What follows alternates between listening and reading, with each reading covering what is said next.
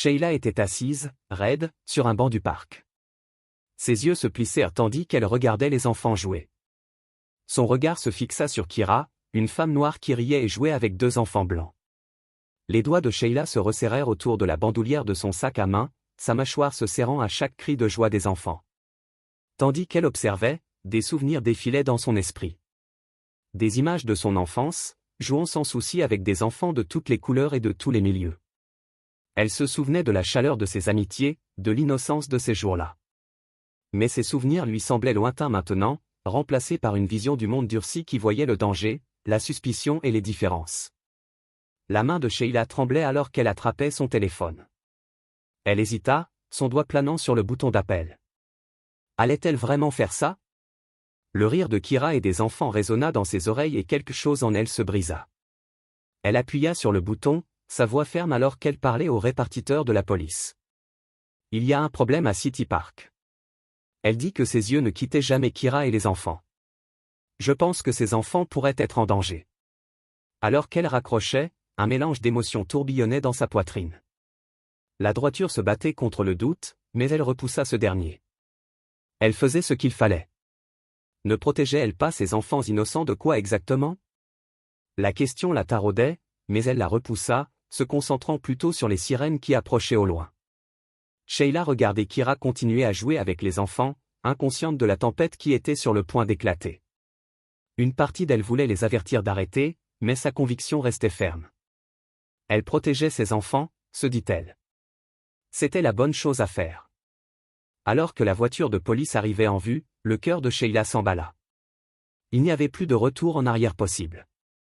Elle avait fait son choix, et maintenant elle devrait vivre avec les conséquences, quelles qu'elles soient. Deux policiers s'approchèrent de l'aire de jeu, leur présence étant immédiatement perceptible dans le cadre paisible du parc. Sheila regarda depuis son banc, le cœur battant alors que les policiers se dirigeaient vers Kira et les enfants.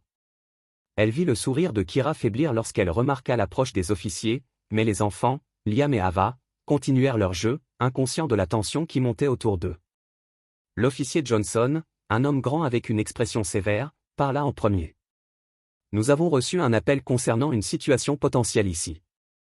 Pouvons-nous vous dire un mot? Kira hocha la tête, un mélange de confusion et d'inquiétude. Bien sûr, les officiers sont tout.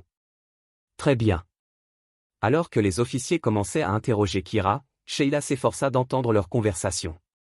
Elle regarda Kira expliquer calmement que Liam et Ava étaient ses enfants adoptés il y a 2 ans, l'amour et la voix de Kira étaient évidents alors qu'elle parlait de sa famille.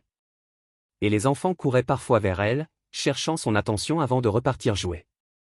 L'officier Martinez, le plus jeune des deux, s'agenouilla pour parler avec Liam et Ava.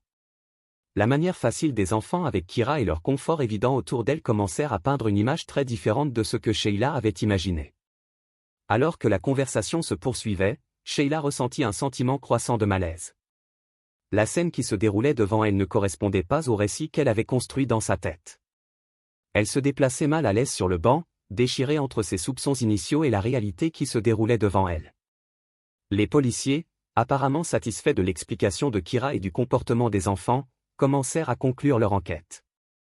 Sheila pouvait voir la tension quitter les épaules de Kira alors que le malentendu était dissipé, mais alors que le soulagement envahissait le visage de Kira, la culpabilité commença à ronger sa conscience. Pourtant, malgré ce doute rampant, Sheila ne pouvait se résoudre à approcher le groupe et à admettre son rôle dans la situation.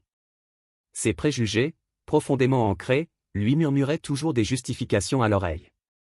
Elle resta clouée sur place, observatrice des conséquences de ses actes, tandis que les policiers disaient au revoir à Kira et à ses enfants.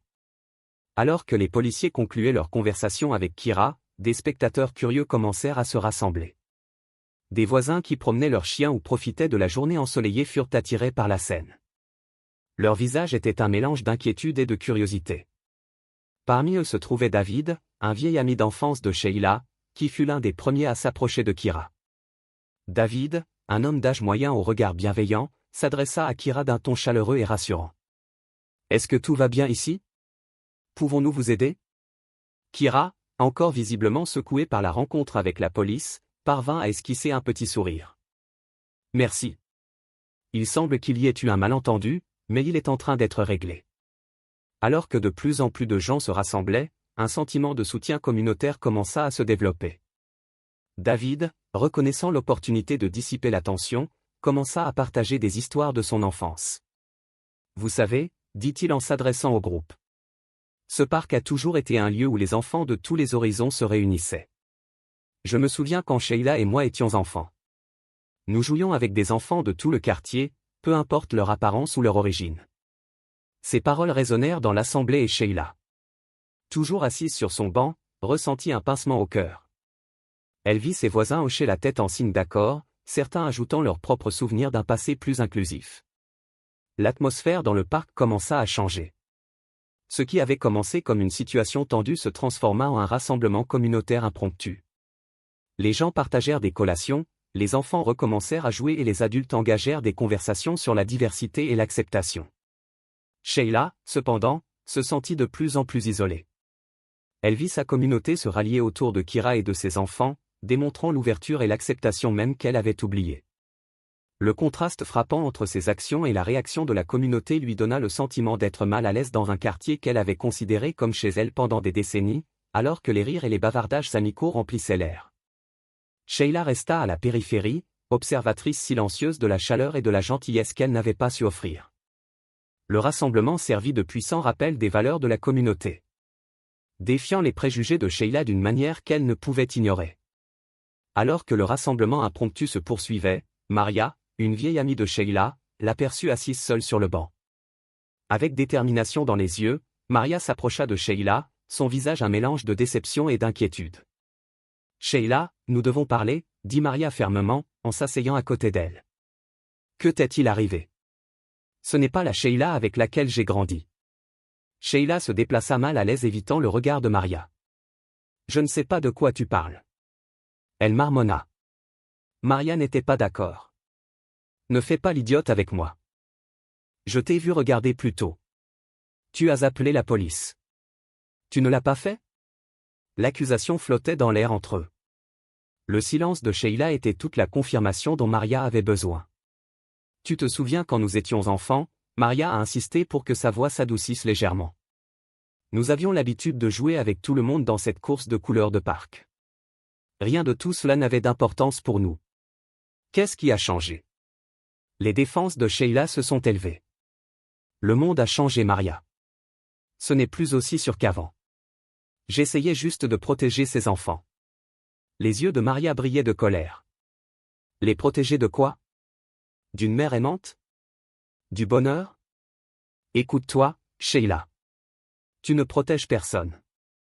Tu ne fais que répandre la peur et la douleur. » Les mots durs ont frappé Sheila comme un coup physique. Elle a ouvert la bouche pour argumenter, mais s'est rendue compte qu'elle n'avait aucune réponse. « Regarde autour de toi », continua Maria en désignant le rassemblement. « C'est ce qu'est notre communauté. L'acceptation, l'amour, le soutien, pas la suspicion et les préjugés. » Sheila sentit les larmes lui piquer les yeux. « Je ne voulais pas faire de mal, » murmura-t-elle. « Mais tu l'as fait, » dit Maria, d'un ton ferme, mais pas méchant. « Et maintenant tu as un choix à faire. Tu peux continuer à vivre dans cette bulle de peur que tu as créée. Ou tu peux te souvenir de qui tu étais et essayer de redevenir cette personne. » Alors que les mots de Maria s'imprégnaient, Sheila sentit une vague de honte l'envahir. Elle regarda le groupe, Kira et ses enfants, les visages de ses voisins, tous heureux, tous acceptants. Pour la première fois, elle commença à voir le véritable impact de ses actes et la douleur qu'elle avait causée. Accablée par sa confrontation avec Maria, Sheila se retira dans un coin tranquille du parc. De son nouveau point de vue, elle avait une vue dégagée sur Kira et ses enfants, qui jouaient et riaient toujours avec les autres familles. La joie sur leur visage était indéniable, et elle toucha une corde sensible au plus profond de Sheila. Tandis qu'elle regardait, des souvenirs commencèrent à faire surface. Sheila se vit comme une jeune fille, jouant dans ce même parc avec des amis de tous les horizons. Elle se souvenait des soirées pyjama avec sa meilleure amie Sarah, dont les parents avaient immigré d'Inde. Il y avait des fêtes d'anniversaire avec des camarades de classe de différentes cultures, chacune étant une célébration de la diversité et de l'amitié. Ces souvenirs lui nouèrent la gorge. Quand avait-elle perdu cette ouverture d'esprit ? Quand la peur et la suspicion avaient-elles remplacé la curiosité et l'acceptation ? Elle pensa à l'appel téléphonique qu'elle avait passé plus tôt, aux suppositions qu'elle avait faites à la vue de Kira avec ses enfants. La honte de ses actes pesait lourdement sur ses épaules. Il n'avait causé que douleur et division. Pourtant, même si elle reconnaissait le mal qu'elle avait fait, Sheila se sentait en conflit. Des années de croyances et de peurs enracinées ne disparaissaient pas en un instant. Elle luttait contre le désir de changer et le réconfort de schémas de pensée familiers, bien que nocifs. Sheila regarda Liam courir vers Kyra, la prenant dans ses bras dans une étreinte serrée. L'amour entre eux était palpable, remettant en question toutes les suppositions que Sheila avait faites. Elle ressentait une forte envie de s'excuser, de réparer les choses, mais la peur la retenait. Que dirait-elle? Comment expliquerait-elle ses actes? Kyra et la communauté lui pardonneraient-ils un jour? Ces questions tourbillonnaient dans l'esprit de Sheila alors qu'elle se débattait avec son conflit intérieur. Alors que le soleil commençait à se coucher, projetant de longues ombres sur le parc, Sheila se fit une promesse silencieuse. Elle essaierait de changer, de réapprendre l'ouverture d'esprit de sa jeunesse. Ce ne serait pas facile. Et elle savait qu'elle avait un long chemin à parcourir. Mais en regardant Kyra et ses enfants, Sheila savait que c'était nécessaire. La première étape, elle le réalisa, serait la plus difficile, faire face à ceux qu'elle avait lésés et assumer la responsabilité de ses actes.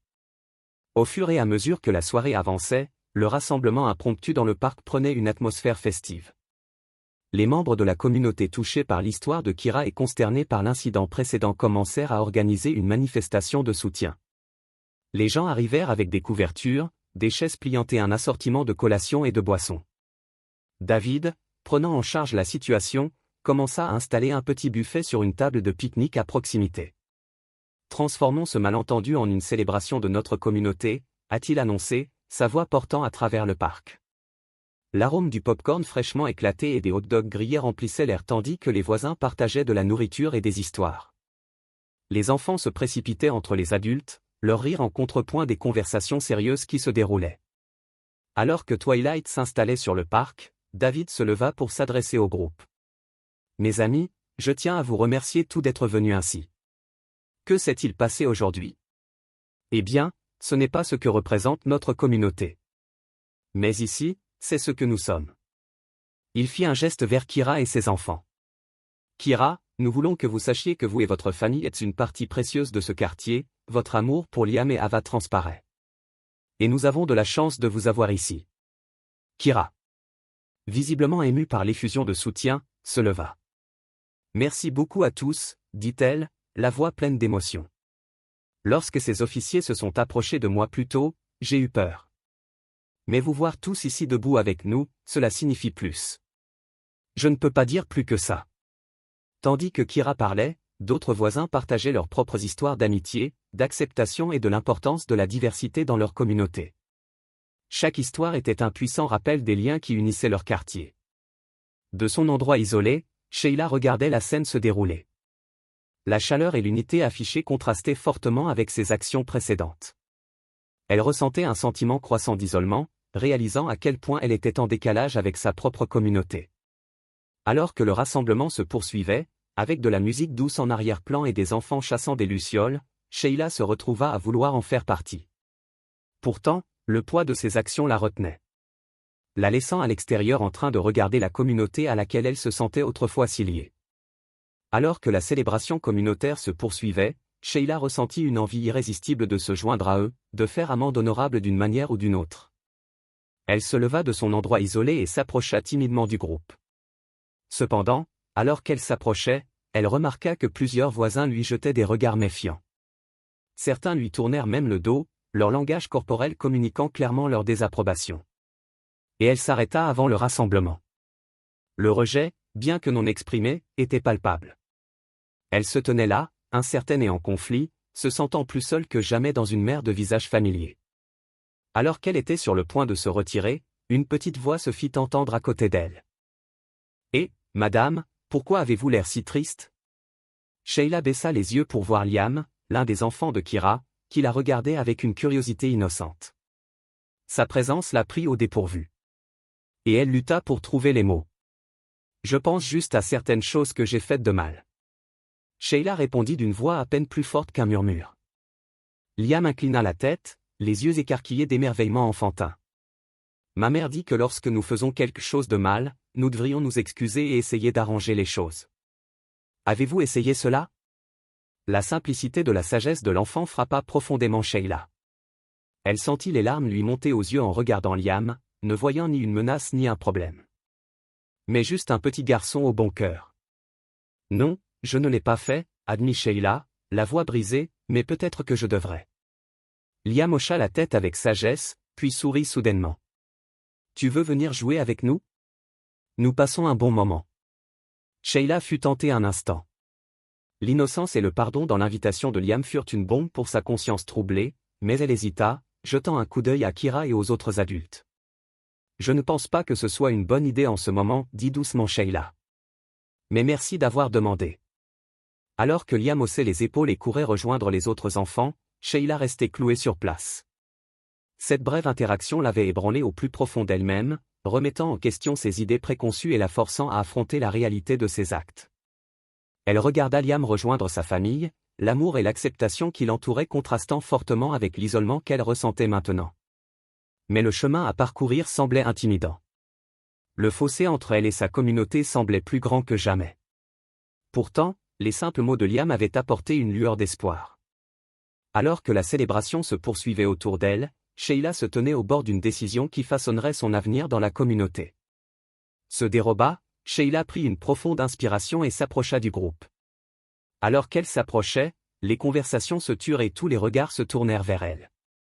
La tension était palpable alors qu'elle se tenait devant Kira. Son cœur s'emballa. Kira, commença Sheila, sa voix tremblant légèrement. Je dois m'excuser auprès de toi. L'expression de Kira resta neutre, mais ses yeux contenaient un mélange de méfiance et de curiosité. Les voisins environnants regardaient attentivement, créant un cercle silencieux autour des deux femmes. Sheila continua ses mots sortant à la hâte. C'est moi qui ai appelé la police. Je t'ai vu avec Liam et Ava, et j'ai tiré des conclusions hâtives. J'avais tort et je suis désolé. Un halètement collectif s'éleva des spectateurs. Le visage de Kira se durcit, ses yeux brillants de douleur et de colère. Tu as fait quoi? As-tu une idée de ce que tu m'as fait subir? De ce que tu aurais pu faire à ma famille? Sheila tressaillit aux mots de Kira, mais se força à la regarder dans les yeux. Je sais que j'avais tort. Mes actions étaient basées sur des préjugés et de la peur et je ne peux pas les justifier. Kira secoua la tête, la voix serrée par l'émotion. Ta peur aurait pu déchirer ma famille. Comprends-tu que mes enfants auraient pu m'être enlevés à cause de tes soupçons sans fondement? Le poids des mots de Kira frappa durement Sheila. Elle sentit les larmes lui monter aux yeux, mais elle les refoula. Je comprends maintenant, et je suis vraiment désolé. Je sais que cela ne résout rien, mais je veux que tu saches que je vois à quel point j'avais tort. Alors que la tension atteignait son paroxysme, David s'avança, Sheila. Je te connais depuis des années. Qu'est-il arrivé?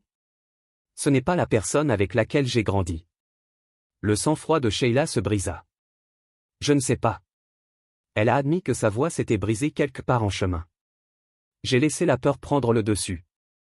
J'ai arrêté de voir les gens et j'ai commencé à voir des menaces, mais être ici aujourd'hui, vous regardez tous parler à Liam. Je réalise combien j'ai perdu en pensant de cette façon.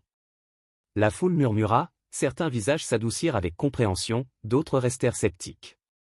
Kira resta silencieuse. En train de traiter les mots de Sheila. Finalement, Kira parla, sa voix calme, mais ferme. Sheila, j'apprécie tes excuses, mais comprends ça. Les mots sont faciles. Ce sont les actes qui comptent. Si tu veux vraiment changer, faire amende honorable, tu as beaucoup de travail à faire. Sheila hocha la tête, un mélange de honte et de détermination sur son visage. Je sais, et je suis prête à faire ce travail. Si tu me donnes la chance alors que la confrontation atteignait son paroxysme. La communauté retint son souffle, attendant de voir comment ce moment allait façonner leur avenir ensemble. À la suite de sa confrontation avec Kira, Sheila ressentit un profond changement en elle-même. La réalité de ses actes et leurs conséquences potentielles lui étaient enfin apparues, lui laissant une compréhension claire des changements qu'elle devait faire. Je veux faire mieux, a déclaré Sheila, s'adressant non seulement à Kira mais à toute l'assemblée. Je sais que je ne peux pas défaire ce que j'ai fait. Mais je suis déterminée à apprendre et à grandir grâce à cette expérience. Ces mots ont été accueillis avec un mélange de scepticisme et d'espoir prudent de la part des spectateurs. David, toujours le médiateur, s'est avancé. C'est un début, Sheila. Mais comment comptez-vous y parvenir? Sheila a pris une profonde inspiration, son esprit s'emballant. Je vais commencer par m'éduquer. Je vais rejoindre des groupes communautaires qui promeuvent la diversité et l'inclusion. Je me porterai volontaire, si vous le voulez, pour aider aux événements du quartier. Je veux faire à nouveau partie de cette communauté, comme je l'étais avant. Tandis qu'elle parlait, Sheila pouvait voir un changement progressif dans les expressions autour d'elle. L'hostilité a commencé à s'atténuer, remplacée par une acceptation hésitante. L'une des voisines, une femme plus âgée nommée Grace, a pris la parole. Il y a un atelier de sensibilisation à la diversité au centre communautaire la semaine prochaine. Pourquoi ne viens-tu pas? Sheila hocha la tête avec enthousiasme. J'aimerais bien. Merci, Grace. Kira, qui était restée silencieuse. Enfin, elle a parlé. Les actes parlent plus fort que les mots. Sheila, je suis prête à te donner une chance, mais tu dois prouver que tu es sérieuse à propos de ce changement. Je comprends. Sheila a répondu solennellement, et je suis prête à m'y mettre. Alors que la tension commençait à se dissiper, le rassemblement est lentement revenu à son état antérieur, plus détendu. Sheila, bien que toujours en périphérie, n'était plus entièrement exclue. Elle s'est engagée dans des conversations prudentes, écoutant plus qu'elle ne parlait. Commençant le processus de reconnexion avec ses voisins. Plus tard dans la soirée, alors que l'événement touchait à sa fin, Kira s'est approchée de Sheila. Il y a un pique-nique communautaire le mois prochain, a-t-elle dit, son ton neutre, mais pas méchant. Si tu veux vraiment faire à nouveau partie de cette communauté, tu devrais venir. Sheila a ressenti une lueur d'espoir à l'invitation. Je serai là, a-t-elle promis. Merci de m'avoir donné cette opportunité. En quittant le parc ce soir-là, Sheila a ressenti le poids des événements de la journée. Mais aussi un sentiment d'objectif. Elle savait que le chemin à parcourir serait semé d'embûches, rempli de réflexions personnelles inconfortables et de travail acharné. Mais pour la première fois depuis des années, elle avait le sentiment d'être sur la bonne voie. Au fil des semaines, Sheila a fait des efforts pour tenir ses promesses. Elle a assisté à des ateliers sur la diversité, s'est portée volontaire lors d'événements communautaires et a lentement commencé à rétablir la confiance avec ses voisins. Cependant, son chemin vers la rédemption a pris une tournure inattendue lors d'une réunion du conseil de quartier. Tom, un résident de longue date, s'est levé pour s'adresser au groupe. Je pense qu'il est temps que nous abordions le problème qui se pose, a-t-il déclaré d'une voix ferme. L'incident récent de Sheila avec Kira n'est pas un événement isolé. Un silence est tombé dans la salle alors que Tom continuait. Au cours des dernières années, il y a eu plusieurs appels similaires à la police, tous basés sur des soupçons infondés, et ils remontent tous à Sheila. Des halètements et des murmures ont rempli la pièce. Sheila a senti le sang se retirer de son visage. Alors qu'elle réalisait que ses actions passées étaient révélées au grand jour. Nous avons découvert au moins 5 cas où Sheila a signalé une activité suspecte impliquant des personnes de couleur dans notre quartier. Tom expliqua à chaque fois que cela s'était avéré être une fausse alerte, provoquant stress et humiliation pour des familles innocentes. La révélation a envoyé une onde de choc dans la communauté. Sheila, accablée de honte, avait du mal à trouver les mots. Je ne m'en suis pas rendu compte. Je n'avais jamais voulu le faire. Kira, qui était présente à la réunion, s'est levée. Son visage était un mélange de déception et de détermination. Sheila, nous t'avons donné une chance de te confesser pour te racheter, mais tu ne nous as pas dit toute la vérité. La communauté, qui avait autrefois accepté avec prudence les efforts de Sheila pour changer, a maintenant dû faire face à cette nouvelle information. Beaucoup se sont sentis trahis. Leur confiance a été une fois de plus brisée. David, qui essayait de maintenir l'ordre, a pris la parole. Nous devons aborder ce problème en tant que communauté. Les actions de Sheila ont causé un réel préjudice et il doit y avoir des conséquences. Après de nombreuses discussions, la communauté a décidé d'un plan d'action. Sheila devrait suivre une formation intensive sur les préjugés, effectuer un service communautaire spécifiquement destiné à soutenir les groupes minoritaires du quartier et participer à des séances de justice réparatrice avec ceux qu'elle avait lésés. Sheila, consciente de l'impact de ses actes, en accepta les conséquences sans protester. Je comprends maintenant l'ampleur des dégâts que j'ai causés, dit-elle, la voix pleine d'émotion. Je suis vraiment désolée et je suis prête à en assumer les conséquences et à faire tout ce qu'il faut pour arranger les choses. À la fin de la réunion, Kira s'approcha de nouveau de Sheila. C'est ta dernière chance, dit-elle fermement. Nous sommes prêts à t'aider à changer, mais tu dois t'engager pleinement. Plus de secrets, plus d'excuses. Sheila hocha la tête, comprenant la gravité de la situation. Je te le promets, dit-elle. Je ferai tout ce qu'il faudra pour regagner ta confiance et devenir un élément positif de cette communauté.